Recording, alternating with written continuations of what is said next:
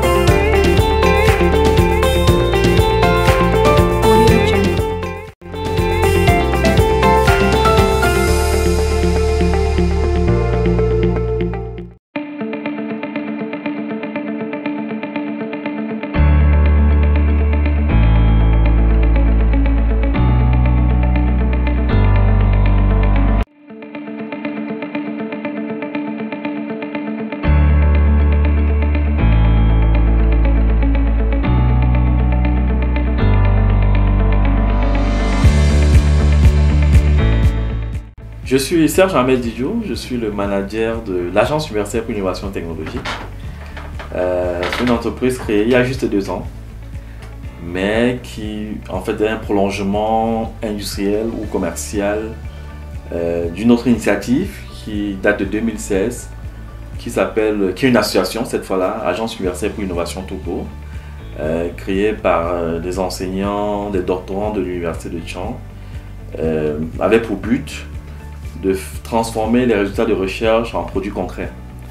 Donc nous nous présentons un peu comme un courtier d'innovation qui essayons de chercher le business model par lequel en fait des résultats de recherche peuvent se retrouver sur le marché. C'est clair qu'on ne peut pas continuer comme ça, avoir des milliers de soutenances, des milliers de prototypes et puis d'aller en supermarché et ne pas voir l'empreinte de l'université. C'est donc à ça que nous travaillons, après avoir travaillé pendant plus de 20 ans à divers niveaux dans l'université d'État, l'université de Tchang, et avoir eu l'opportunité d'étudier à l'université de Gandhi. Donc, je suis très heureux de retourner à la maison. Tous mes hommages à Madame le recteur, dont je connais l'intérêt et la passion pour la création concrète. Tous mes hommages à tous les autorités de la ville qui assistent à cette conférence, tous mes hommages à tous les enseignants de tout grade. Je suis honoré d'avoir l'opportunité de partager mon expérience. J'essaye depuis quelque temps de me lancer dans l'innovation concrète et je pense que l'une des choses qui fait qu'il y a plusieurs choses, mais l'une des choses qui fait qu'il n'y a pas autant de produits universitaires sur le marché, c'est parce que psychologiquement on n'est pas préparé. Très souvent, quand nous avons fini quelque chose de bien au labo, nous sommes très contents et après on rentre dans la frustration de voir que ce n'est pas accompagné par l'État, de voir que personne ne s'y intéresse, ainsi de suite. Parce que dans notre tête, on pense que ce qu'on a fait au labo, on a fait le plus dur. Je pense que si on savait psychologiquement que quand vous réussissez un prototype, quand vous réussissez quelque chose au laboratoire, vous n'avez fait que 10% du chemin, on serait mieux préparé à traverser tous les autres obstacles qui arrivent devant pour peut-être arriver à un produit sur le marché. Nous sommes dans un environnement compliqué.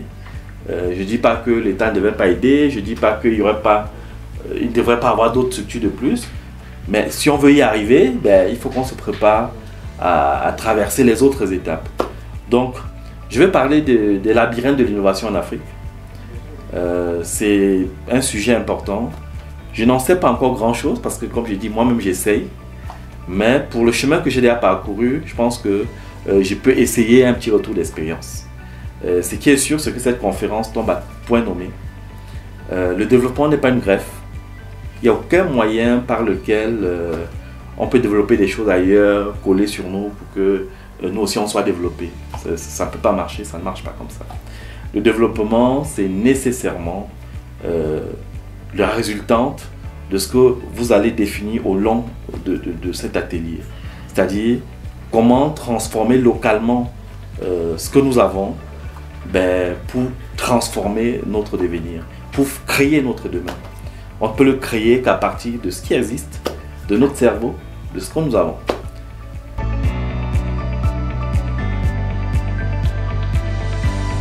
Alors, l'innovation dans un labyrinthe chez nous. Un labyrinthe, pourquoi?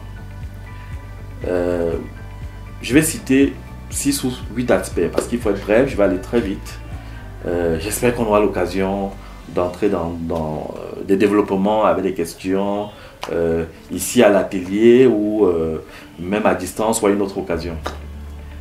Le premier problème, il est cognitif. La décision d'innover chez nous, c'est presque une dissidence. Si vous voulez faire des affaires, si votre fils ou dans votre environnement, quelqu'un vous dit qu'il veut faire des affaires, s'il dit qu'il va aller faire la ligne de Dubaï pour acheter du matériel, pour revendre, tout le monde comprend. On a tendance à l'encourager. S'il vous dit qu'il va faire peut-être à la limite transformer quelque chose qui existait déjà, comme du savon, dont on connaît l'usage tout de suite, on peut comprendre. Mais si vous essayez de fabriquer quelque chose que personne n'a jamais vu en fonction chez nous, fabriqué localement, on vous prend pour un fou. Et vous-même, vous avez du mal à prendre cette décision. Je me rappelle quand j'étais ici à Gaoundéré il y a 30 ans. Je pensais déjà à beaucoup de choses que nous ne réalisons qu'aujourd'hui. La décision de créer l'AUI il y a 5 ans, j'aurais pu la prendre il y a 15 ans, il y a 20 ans. Mais c'est une décision difficile. C'est une rupture cognitive qui n'est pas facile à aborder et pour lesquelles personne ne t'encourage. Si vous prenez l'argent d'une tontine, vous achetez une imprimante 3D, vous achetez du matériel pour faire d'autres essais là-bas au lieu d'acheter un bon terrain, vous avez des problèmes avec votre épouse. Notre environnement n'accepte pas, n'encourage personne à se lancer dans ce genre d'aventure. Donc pour s'y lancer, il faut accepter de se faire violence, de violenter un peu ses proches, violence intellectuelle, de faire le fou. De faire le fou, c'est pas facile. C'est pas facile et le drame c'est que souvent la suite donne raison à ceux qui t'encouragent à ne pas y aller. Et tout le monde dit voilà, on t'avait dit, tu pensais quoi, tu croyais que quoi, ainsi de suite. Parce que malheureusement, très souvent on se lance dans cette aventure et dans un environnement difficile comme le nôtre, on n'aboutit pas et puis on donne raison à tout le monde. Et on s'enferme tous dans l'idée collective que ça ne marche pas, qu'on ne peut pas. Et c'est le cercle vicieux que nous devons casser. Parce qu'on ne peut pas s'imposer éternellement de tout consommer qui vient d'ailleurs. Dans une IUT, on peut fabriquer des tapis roulants pour le sport. On peut fabriquer des cuisinières. On peut fabriquer la plupart des choses que nous utilisons. Quelle technologie il y a dedans qu'on ne connaît pas? Les enseignants de l'IUT, comme des autres universités d'État, ont fait de bonnes études, ont fait des thèses, même sur le plan pratique. La diaspora camerounaise, africaine est partout. Il n'y a donc pas de barrière technologique. Les matières premières sont plutôt chez nous. Il y a une seule barrière, c'est un voile mental. C'est un voile mental que nous devons déconstruire. Déconstruire par des exemples, déconstruire à petits pas, chacun à son niveau en essayant d'être un exemple de transformateur. Parce que finalement, nous sommes tous un peu entrepreneurs au sens théorique. La plupart des gens dans cette conférence ou ailleurs ont eu une idée d'affaires, ont eu une idée de quelque chose dans leur domaine technologique qui peuvent changer. Mais ils ne sont jamais passés à l'acte. L'entrepreneur, c'est juste ce moment décisif où vous passez de l'idée à l'acte. Et malheureusement, chez nous, dans notre écosystème, il n'y a pas les outils pour amener les gens à passer à l'acte. Parce que c'est une décision difficile, mais ça se travaille. Dans le système éducatif, à l'IUT, dans toutes les écoles, il va y avoir des choses comme des start-up week-ends, un cours sur l'entrepreneuriat, mais fait avec l'orientation de pousser les gens vraiment à passer la l'acte, parce que c'est ça le challenge. Donc la première difficulté sur le champ de l'innovation, c'est un peu cette rupture cognitive, cette décision à prendre. L'autre problème qui est aussi un peu lié à ça, c'est faire des équipes. Vous voyez tous les jours des gens présenter des prototypes, des modèles, on applaudit, ça fait 1 million de vues, mais après il n'y a rien. Parce que c'est des aventures solitaires. Vous avez être beau professeur titulaire ici à l'IUT, si vous pensez fabriquer quelque chose et que vous êtes seul à le faire, c'est clair que vous n'y arriverez pas. Le retour d'expérience que je peux faire aujourd'hui, c'est que on apprécie ce qu'on a pu faire à l'Agence universitaire pour l'innovation, à l'AUI, mais ça n'a été possible que parce que nous étions une équipe pluridisciplinaire. Mais comment faire dans l'équipe chez nous? Un autre problème cognitif. Comment faire l'équipe chez nous? Ce n'est pas facile. Je ne veux pas m'étendre sur les mentalités, sur les soupçons, sur l'environnement du Congo-ça, de ci et ça, et sur l'impatience des uns et des autres. Mais faire l'équipe, c'est compliqué. Le premier challenge, donc, quand vous voulez aller vers l'innovation, c'est d'être capable d'embarquer les gens dans votre rêve à vous. C'est d'être capable de faire équipe avec les gens, de les amener à planir toutes leurs aspérités, parce que ça ne manque pas. Tous les gens talentueux ont un côté un peu compliqué à gérer. Mais vous avez le choix. Ou vous travaillez avec les gens talentueux, vous avez la capacité managériale de gérer tout ça pour continuer le chemin, ou vous travaillez, ou par facilité, vous allez vers les ouvriers, les tâcherons et tout ça pour rester le grand chef et vous n'allez pas bien loin. Donc faire l'équipe avec les gens compétents pour partager le même rêve, pour porter ensemble le même projet, ça c'est compliqué et ça c'est cognitif chez nous. Mais si vous voulez réussir, il va bien falloir ça. Se débarrasser du complexe et des barrières qui empêchent d'aller, ça c'est à titre individuel. Et puis être capable d'amener des gens à faire avec.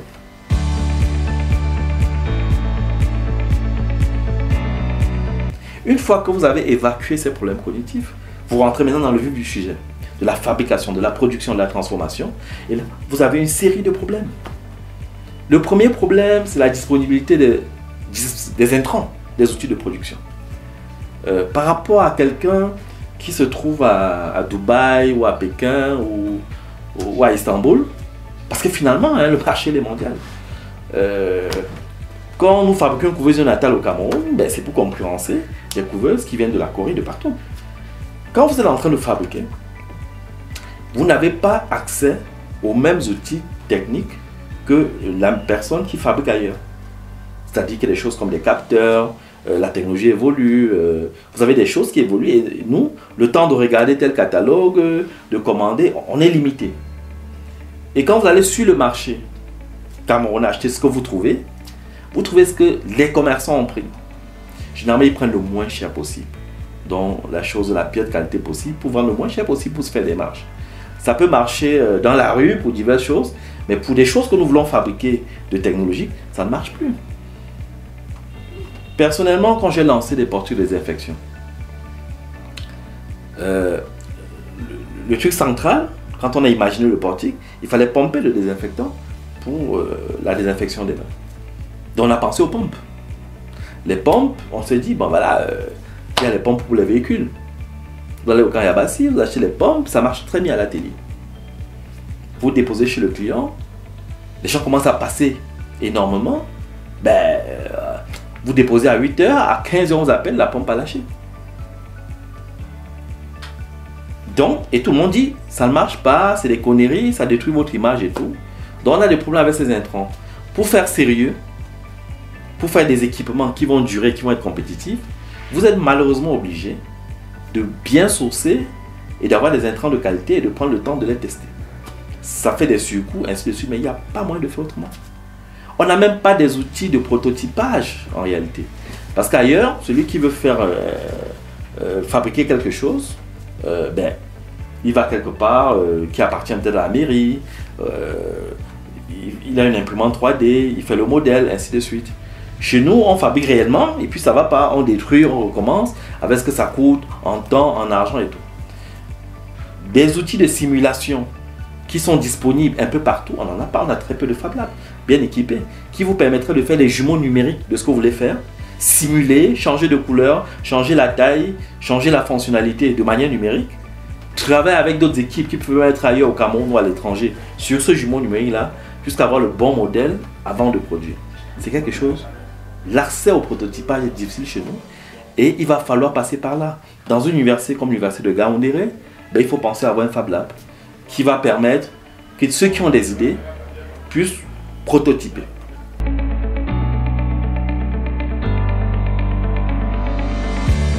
Donc, quand vous avez le prototype, c'est déjà très bien. Mais vous n'avez fait que 10% du chemin. Mais 10% très important. Parce que c'est le début qui compte. C'est le début qui donne l'impulsion. Mais ce n'est que 10% quand même. Parce que votre prototype, il marche bien, vous en êtes fiers. Mais vous allez tester où? Nous sommes dans un environnement où tout le monde vous juge par rapport au dernier cri. Si vous dites que vous faites un portable à l'IUT, made in Gaoundéré, dès que vous sortez le premier prototype, les gens vont pas se dire « Ah, voilà les gens qui ont réussi quand même à faire quelque chose de local, cet ennemi va améliorer. » Non, c'est pas comme ça qu'on va prendre ça. Hein. On va vous comparer à la Samsung, au dernier Apple, ainsi de suite, et tout le monde va critiquer. Dans d'autres pays, il y a une fierté nationale qui fait que on accompagne les porteurs d'innovation à s'améliorer, quitte à utiliser ce qu'ils font de moins bien. On ne peut pas être là, en pleine forêt, avec du bois en désordre, et passer le temps à importer le mobilier chinois, sous le prétexte que les finitions ne seraient pas bonnes. Mais les finitions ne vont jamais tomber comme la pluie. Ceux qui font les meubles chez nous, qui sont installés à gauche, à droite, à Gaoundéré, si on veut des mobiliers de meilleure qualité, il faut voir comment augmenter leur niveau. Soit, il faut voir d'abord quel est le problème. Peut-être il faut d'autres équipements plus appropriés parce que la finition n'est pas bonne parce que les gens sont français, chinois, allemands. Hein. La finition est bonne parce que on est bien formé et puis on a des outils pour travailler. Tant que je découpe pour faire mes couveuses avec la meule, on n'allait pas me demander d'avoir la qualité de celui qui découpe au laser. Donc, il faut qu'on affronte nos problèmes collectivement pour les résoudre. Pas juste dire que ça ne convient pas, il y a mieux ailleurs et se confiner à la consommation. Ce n'est pas une solution. Donc, quand vous faites des prototypes chez nous, vous avez un problème à trouver les consommateurs positifs qui vont utiliser votre prototype dans un esprit de critique constructive, qui vont avoir la fierté de dire c'est fait chez nous, on l'utilise et vous dit mais on peut améliorer, ou des institutions et dit comment aller plus loin. Et donc on se condamne tous à ne pas évoluer. Je suis toujours gêné de dire que on parle beaucoup de la couveuse néonatale que nous avons faite. Mais on a eu la chance que quand c'était encore un petit prototype, on a trouvé des sœurs expatriées qui ont accepté de prendre ça pour utiliser. Alors que jusqu'à aujourd'hui, pendant même que d'autres médecins utilisaient la couveuse, vous trouvez des médecins camerounais qui, juste parce que c'est fabriqué localement, ont même peur d'y toucher. C'est une mentalité et c'est une vraie barrière pour le chemin de l'innovation en Afrique. C'est l'impossibilité de tester, de faire utiliser les premiers prototypes et d'avoir en face des gens qui ne soient pas complexés, qui soient fiers d'utiliser votre produit et qui font des critiques constructives pour avancer.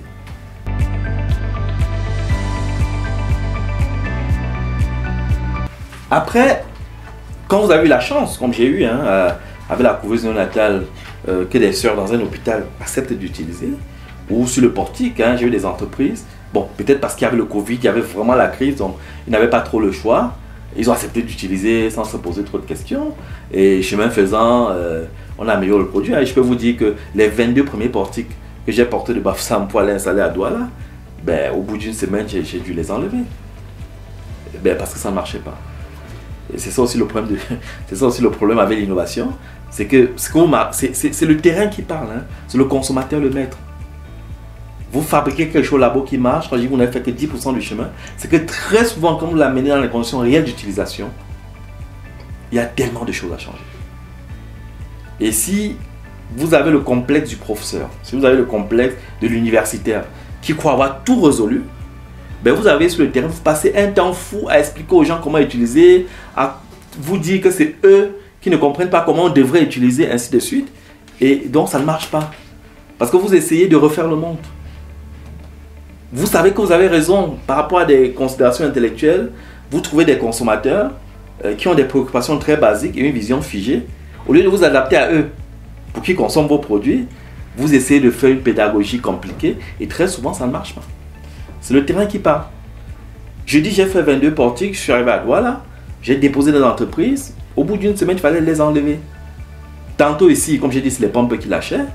À tel endroit, j'avais mis des batteries parce que je voulais l'autonomie. Je me disais que le portique il est dehors, il y a le soleil, ça peut être solaire, ça peut marcher ou on peut le brancher. Donc j'ai mis des batteries. Mais ce que je ne savais pas, c'est qu'une fois que tu mets les batteries chez le client, ben, il ne pense pas que la batterie aussi se recharge. Donc très souvent, il ne branche pas tout simplement. L'appareil reste sur batterie, se décharge entièrement. On t'appelle pour te dire que ton truc ne marche pas.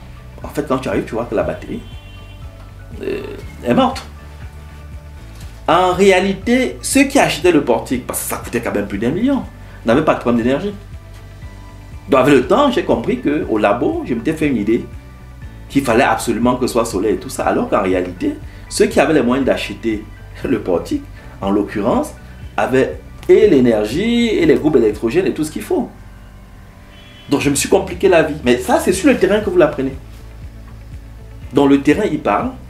Il faut avoir la modestie de se rendre, d'écouter les consommateurs, de savoir qu'ils sont parfois très simples d'esprit, de faire le produit qui va avec eux. Et puis quand ils sont clients, vous pouvez aller plus loin. Aujourd'hui, je fais des fumigateurs pour désinfecter les bureaux.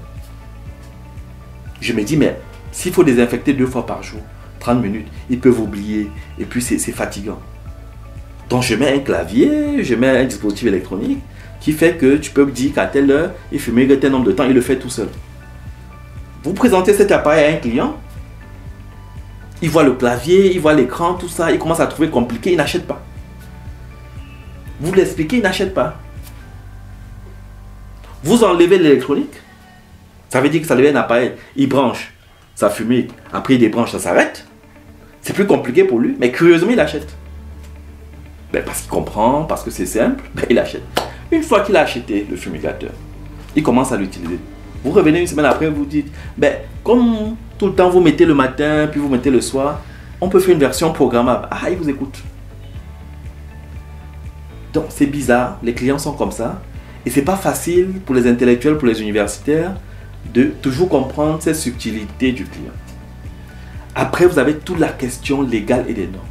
Chez nous, c'est comme si les lois qui ont été faites depuis la colonisation pour faciliter l'acquisition du matériel importé, ben c'est cette même logique qui reste. Et quand bien même on crée des agences de normalisation ou des structures censées encadrer des dispositifs, ben ils font du copier-coller de ce qui se fait en Europe. Donc les normes chez nous, au lieu d'être un levier de la fabrication, de la transformation locale, ben, sont plutôt des barrières. Vous voulez fabriquer une couveuse néonatale pour les enfants au Cameroun, on vous sort une batterie de normes européennes. D'abord, ceux qui sortent ces normes-là n'ont aucun équipement, aucun banc d'essai pour les attester. Ça veut dire qu'ils vous donnent la norme en fait pour le principe. Ce qu'ils vous disent en fait, pour être très concret, c'est qu'il faut prendre ta couveuse, aller en Chine ou en Europe, montrer toute ta technologie là-bas, qu'on certifie là-bas. Dès que tu rentres avec ces certificats, ils sont contents. C'est certifié CE, ainsi de suite, c'est bon. Mais c'est une catastrophe. Comment on va produire si ce n'est pas sur la base des normes qui tiennent compte de nos matériaux, qui tiennent compte de notre environnement énergétique, qui tiennent compte de nos contraintes? Ceux qui ont fait les normes pour la couveuse néonatale l'ont fait en supposant que les maternités elles-mêmes étaient dans les normes. Chez nous, ce n'est pas le cas. Donc si tu te mets sur la norme européenne, en fait, tu es dans l'abstrait terrible. Et on ne va pas laisser les bébés mourir parce qu'on attend de faire absolument dans les normes européennes. Il y a des conditions de biosécurité, on les connaît. Comment localement on peut les appliquer pour à la fois protéger le bébé, mais rendre possible localement la production des couveuses et surtout s'adapter même à nos problèmes. C'est-à-dire que dans nos normes, la couveuse doit pouvoir supporter des baisses de tension. Parce que dans toutes les maternités, il y a des baisses de tension. La couveuse doit pouvoir augmenter la température, mais aussi baisser. Parce qu'à Marois, ben, il fait 40 degrés à l'ombre dans la maternité. Si tu veux 35 degrés pour le bébé, il faut donc plutôt baisser la température. Aucune couveuse occidentale ne le fait.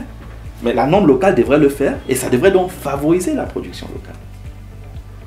Donc les organismes de normalisation et de certification ne sont pas orientés, alignés sur la production, la transformation locale pour nous accompagner.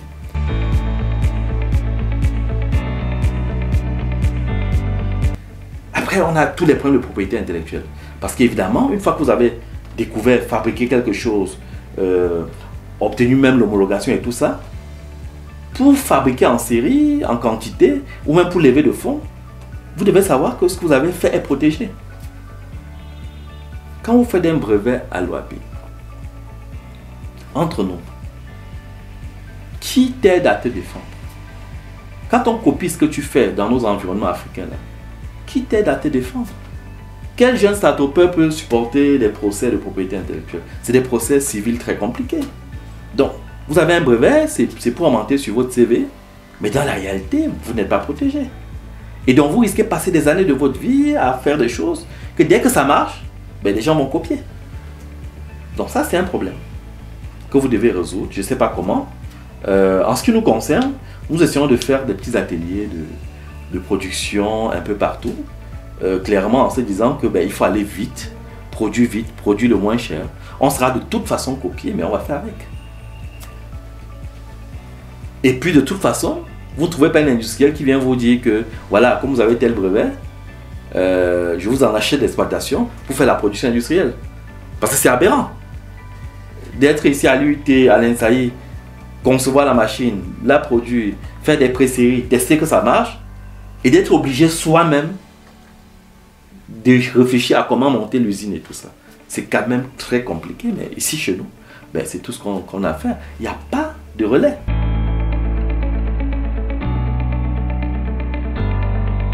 Une fois que vous réussissez quand même à développer tout ça, la vente même est compliquée.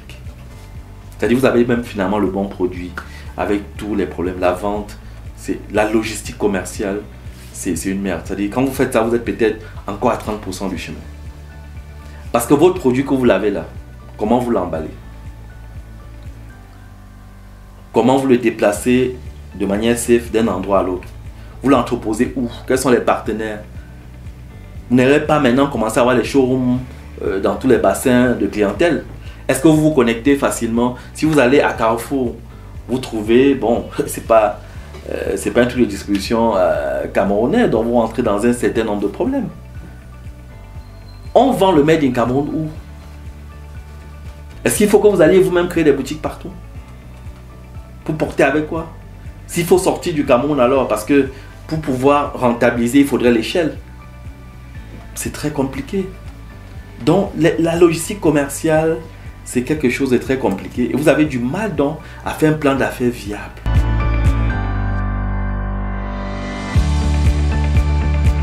Quand vous réussissez même tout ça, vous essayez, vous vous battez, vous avez des correspondants, ainsi de suite. Vous êtes entre le marteau et l'enclume. Parce que comment vous dimensionnez la production pour passer à l'échelle industrielle? Aujourd'hui, je fais les couvertures natales. Mais est-ce que je dois me comporter comme quelqu'un qui va en vendre 1000 ou quelqu'un qui va en vendre 10 000? Parce que vous savez très bien que les machines qu'il faut acquérir pour produire dépendent de comment on dimensionne la production. Dimensionner la production dans un contexte complètement incertain, comme on peut l'avoir en Afrique, c'est très compliqué. On a une statistique de rien. Vous savez très bien que même le nombre d'habitants, bon, je n'en dis pas plus, mais c'est compliqué. C'est compliqué, on n'a pas de repères, on n'a pas... Et donc, sans visibilité, il s'agit d'aller à tâtons, alors qu'il s'agit d'investir de l'argent pour avoir des équipements de production adaptés. Donc, ça, c'est difficile. Et pour faire tout ça, le clou, c'est qu'on n'a que des banques commerciales. Tout ce chemin compliqué que je vous décris, vous le faites en vous ruinant, en vous endettant, en ayant la foi.